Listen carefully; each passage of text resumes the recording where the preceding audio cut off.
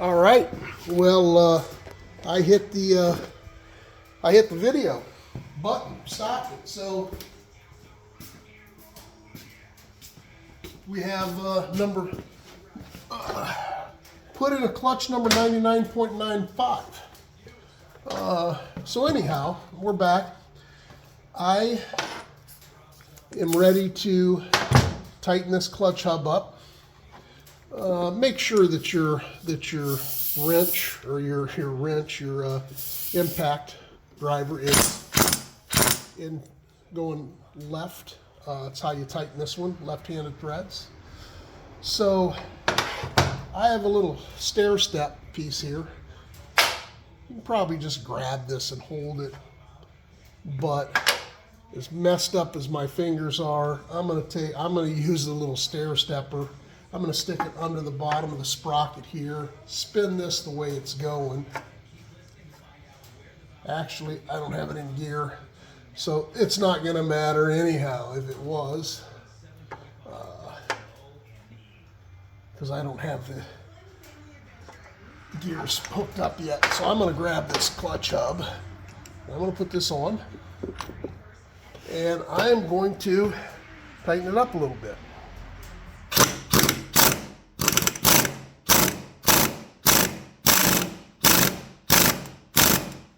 What I'm doing is I'm watching this nut. As I'm tightening, I'm watching this nut spin. And as it's spinning, it's getting tighter and it's pushing this whole hub back against that tapered shaft. So what I'm going to do is I'm going to continue to give it a little oomph. I'm going to give it a little bit of air. And I'm watching this nut and I'm seeing, and if it's still turning, it's not tight.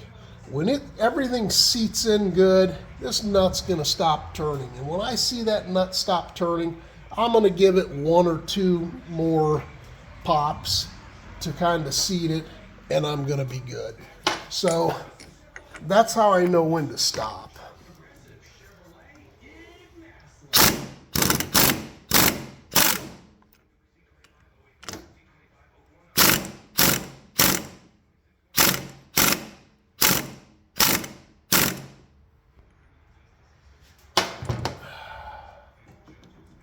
Now, this is a little bit of loose here, but not the hub. This is loose. Those are just my bearings and my play on my bearings. Now, what's going to help me keep this in line is this clutch hub, this clutch retainer. And this is what I was showing you. This is kind of a newer, it's not newer, it's been around for a long time, but there's different depths. And I don't know if you can see, but this is A, it's got a big depth, B, medium depth, C, small depth. And I'm gonna put it on A, B, or C and push this in to where this edge is pushing against this clutch hub. And I'm gonna try to make this not do this, or limit the amount of play that this has, by using the correct depth. And once I find the correct depth on these three studs that hold the pressure plate on, they have little grooves that a lock washer, or what I call a Jesus clip, will snap in. So I am going to double check this here one more time.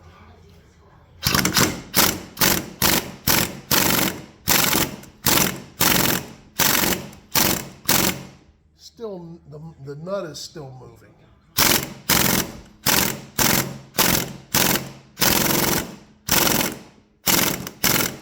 There, the nut stopped. So, nut stopped. I hit it a couple more times. I feel like that's plenty tight. And then what I'm going to do, and I don't know if you can see, but I'm going to look in at these 1, 2, 3, 4 tabs, and I'm going to find the tab that lines up the best with the flat of this nut, and I'm going to take a screwdriver and I'm going to bend it over. It happens to be this bottom one here. So Again, I'm going to double check.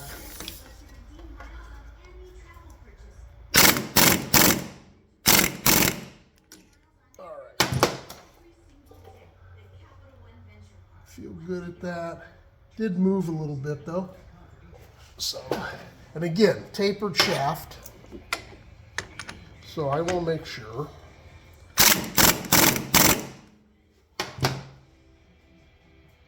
All right, I'm going to go just a little bit more so I can get this right hand, the second tab down on.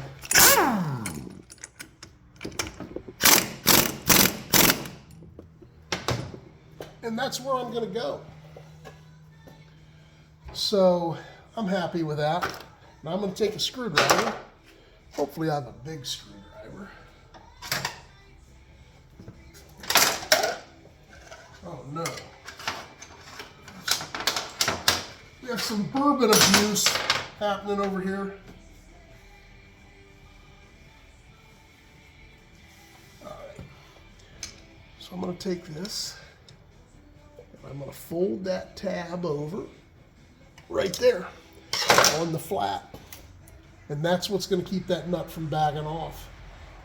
So I'm happy there. The other thing I need to tighten up is my compensator here. That's what this tool's for. 4 holes. Put those in the 4 holes. This in. And actually, let me go grab a different adapter.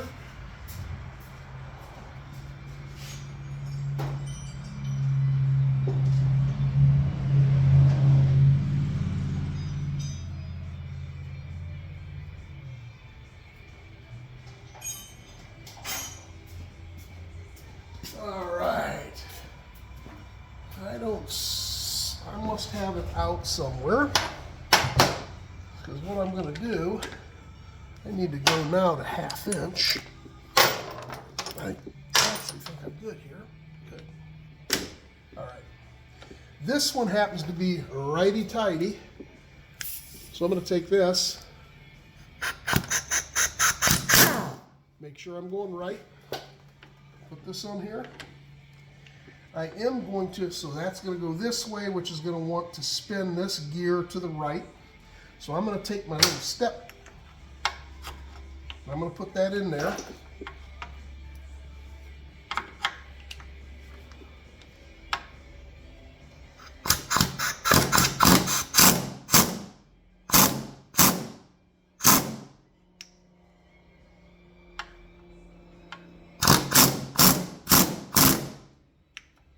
Okay, so I felt it hit bottom. And I'm going to hit it about there. And after I saw it hit bottom and it didn't move, I hit it a couple more times, and I feel comfortable that that's going to be tight enough. So I have just tightened on my clutch hub. I have tightened on my drive sprocket, compensating sprocket.